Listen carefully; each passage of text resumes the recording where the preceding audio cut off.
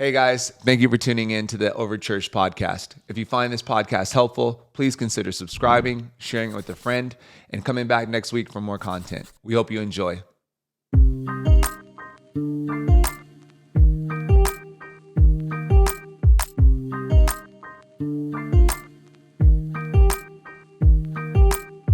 Wow. Welcome, everybody. Welcome.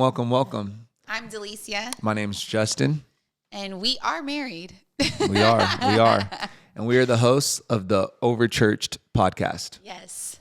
How'd you come up with that name? OverChurched. Yeah. Man, I feel like it's so many people using that term or using that name right now to describe maybe something that has happened to them or even an emotion that they're feeling. They don't even know I don't even feel like there's a real solid definition of that really for just one particular person. They're just kind of over it. I'm over church. They're over it. Yeah. They're just over it. And that's actually kind of why we started church, Legacy Church, which is the sponsor of this podcast. Shout out Legacy Church in Chandler, Arizona. Yeah. But we said we wanted to create a church for the unchurched, the de-churched, and the overchurched. Right. We wanted to reach people who had never stepped foot in a church.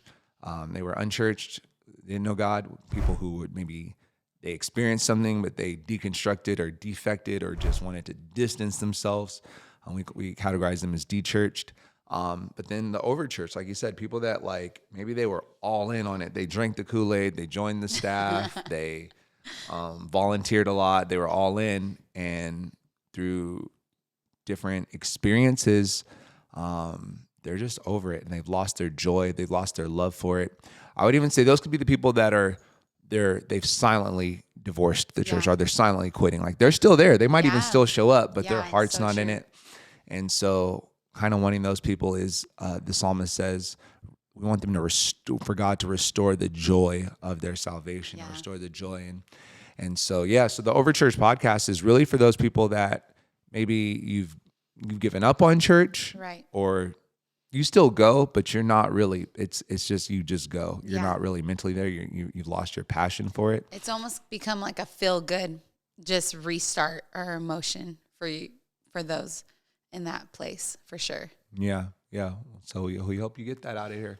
Well, I think we should clarify, maybe explain a little bit of our background too, like why this matters to us. So we started a church as the time of recording of this podcast 6 months ago. Yep. So Legacy Church is 6 months old. In Chandler, Arizona.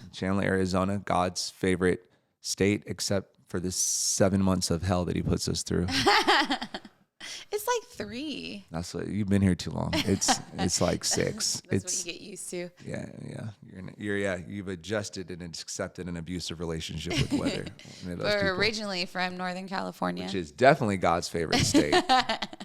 With the weather, by the bay, the food, the Golden State Warriors. But anyway, we're on a mission trip that we're committed to. We're on a lifelong mission trip to Arizona. That has become home. It is home. But we had different church experiences growing up, and so that's where this whole background of I was the unchurched, how I started off, and I grew up being raised Catholic and Ish, yes. And he says that because of the fact that I did everything that I needed to do, all the classes, all the typical religious, traditions that we had to go through.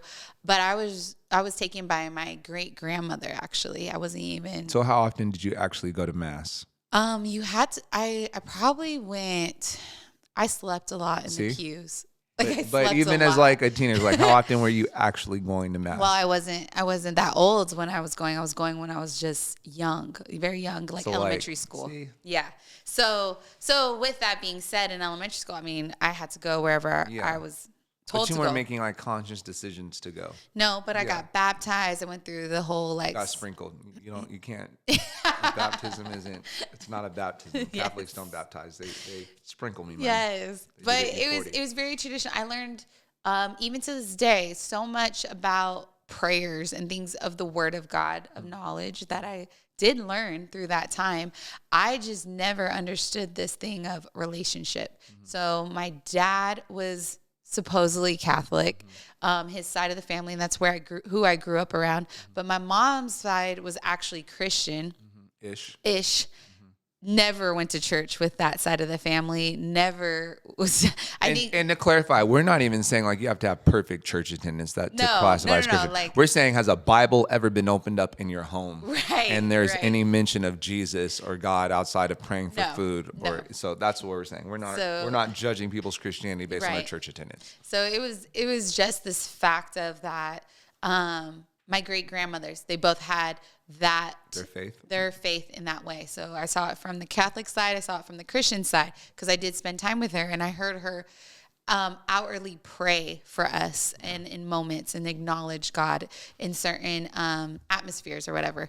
But I grew up not being churched, right? So I found God at 15 years old at a Christian youth group. Or maybe God found you. God found me. And and my cousins invited me because she said, there's some cute boys, just come. Because I was not church, I didn't even know what youth group was. I didn't even know that term. So she tries to explain it to me and tell me, just come. It's just cute boys are there. That's it. And I was like, okay, sure. And I grew up with a single mom, so summer times we were with whatever auntie that we could be with who was staying home and had all my cousins all at once, or we were with any grandparent, right? Or running the streets, chasing boys. Yeah. So in that moment, that's where I got saved. This is the mother of my children. This is the mother of my children. Stop it. Okay, we haven't heard your story yet. She belongs to the streets. Okay.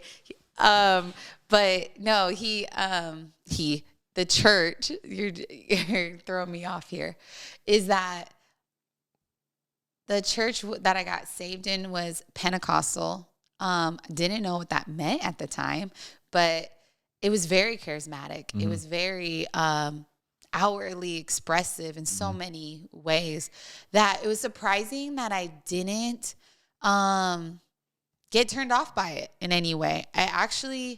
It was just because I felt so much love in this place, and in a love that I never had felt before, that I was very open to the new things that were happening. So I think that's important, because I think what you're showing is that regardless of the expression of faith, as long as there's authentic relationships, like that stuff is secondary. Like that's what people really want in a church, is the authentic relationship. They'll deal with like weird getting, the people flags, passing out, the flags, the dancers, the speaking in tongues. Like that church was everything. Yeah, but it's secondary, like because it's like, this is still my family. So I don't. If it's weird, it's my weird family. Right. Exactly. And I think that's special, because that doesn't make it right or wrong. No. However people, whatever their expression or denomination or whatever, it's the relationship on right. there. Okay.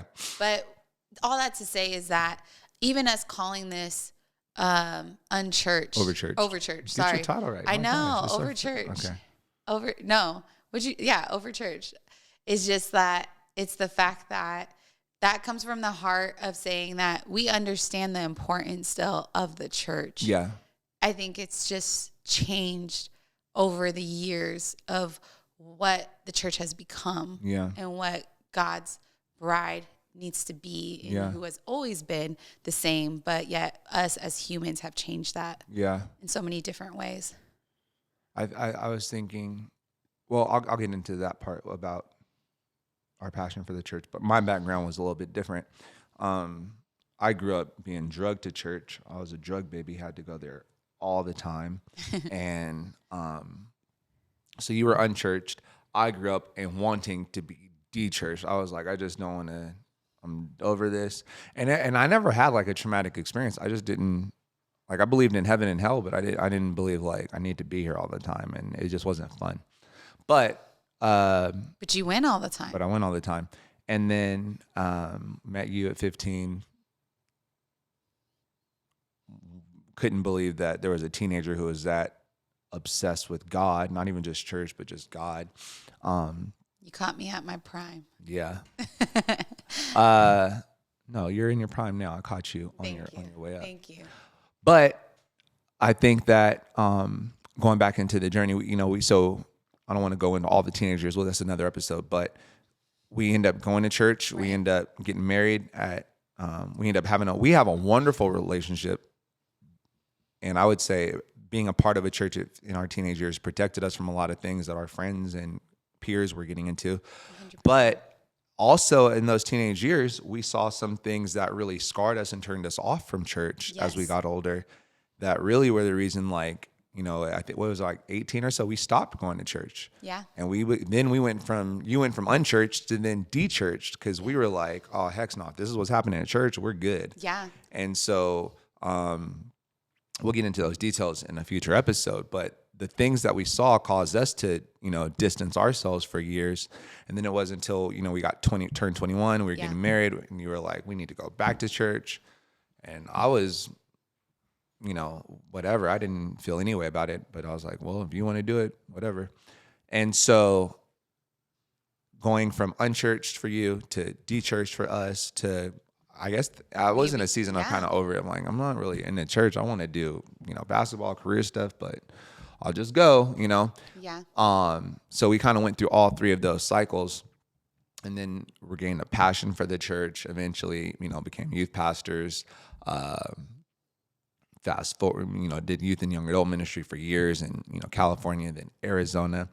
But we also then we saw our network of friends, and we started to see the categories of people where they were at mentally, of either don't do it, or, you know, they experience some justifiable hurts. Yeah. That it's justifiable that they would distance themselves from the church.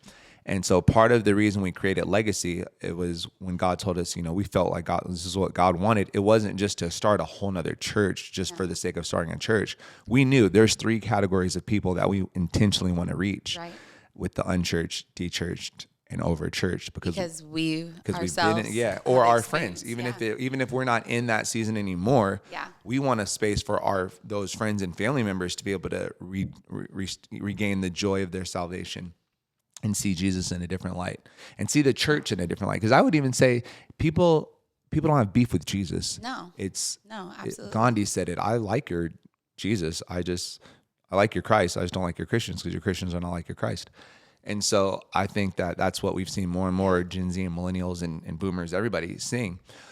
But I want to go back to what you said about this podcast. First of all, we are passionate about the local church. So passionate that we freaking started one, which is insane. Right. So this isn't what this podcast is not. It's not to bash how other churches are, or what we're not bashing it. There's enough critics There's enough documentaries, critics, podcasts, all the things. People. The things we're not trying to add more noise to that or fuel to that fire.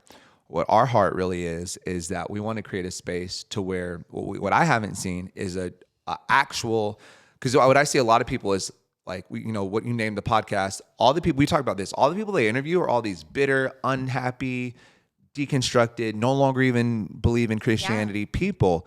And that's such a skewed perspective to give of a church. You know what I mean? That's like the woman that all men are dogs. Like, no, you attract, you know, that's just who you go after. You know, there's plenty of people that are happily married. Right. And I think and I'll even go back, I don't think what's happening in church is necessarily new. I think it's just more exposed because of... There's so many things, like platforms. Like we watch these documentaries, they're talking about what happened in the 50s and the 60s. Like it goes back years and years. Yeah. So it's just now there's more people that are talking about it, or you can see it on... Or listening. Yeah. Yeah. So I think what we thought is how unique and needed it is for a church in real time, that we're not bitter, we're not bashing. We've gone through healing, and even as more hits come, like healing is a continual process.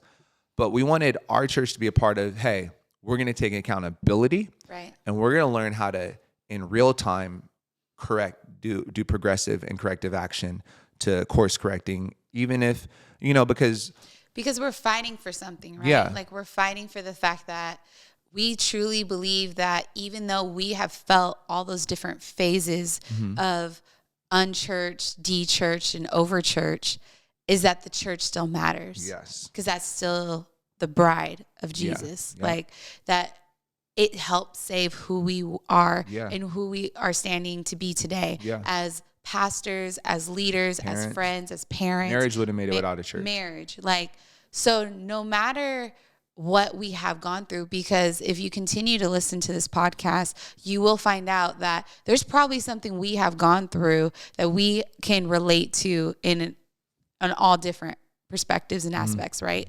And so I would say that we would want our hearts to be that we don't have all the right answers. What we do have is pointing you back to the one who created the church in the first place and what he created it for. Yeah. And to saying that no matter what you've gone through, no matter what you've seen, no matter how you have felt, it's that the fact that that can all be restored through the love and the joy of Jesus and understanding how he sees his church and people again. And so that's why we started a church. We did not want to start a church just to start another church. Like, it does nothing for me. It does nothing for me that way, but it does everything for our legacy that we're trying to leave. And we don't want to leave the legacy for our children or anybody else to say, you know what, I guess because since the church has failed us, it's just done. Yeah. No, we're fighting we're to giving say up, or we're giving up. Yeah. We want to leave it better than we found it. Yeah. And we hope that we can leave a legacy saying like, you know what? No, even though we can help, even though we've gone through what we've gone through, it hasn't been in vain. Yeah. God's gotten the glory through it.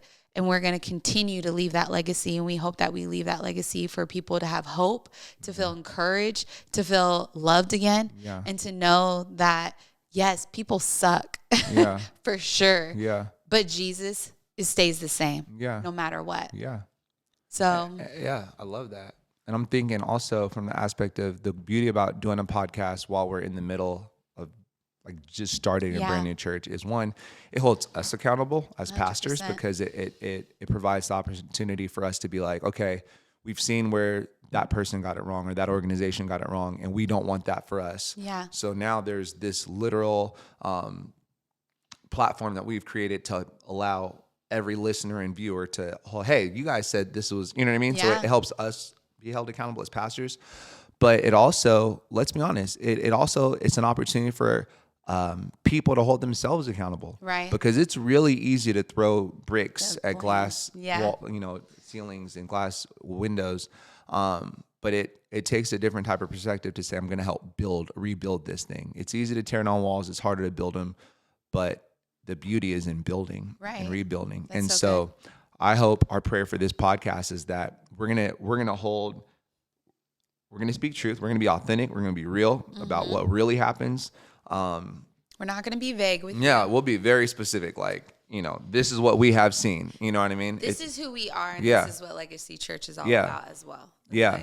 But it's also an opportunity for us to. I'll be interested to see what happens like in episode 2 compared to episode 22, where we're like, you know what? Remember what we said in episode 2? As we've been learning, as we've been talking to more people, I think in 20, I think I don't agree with that anymore. Right, you know what I mean? Like I think.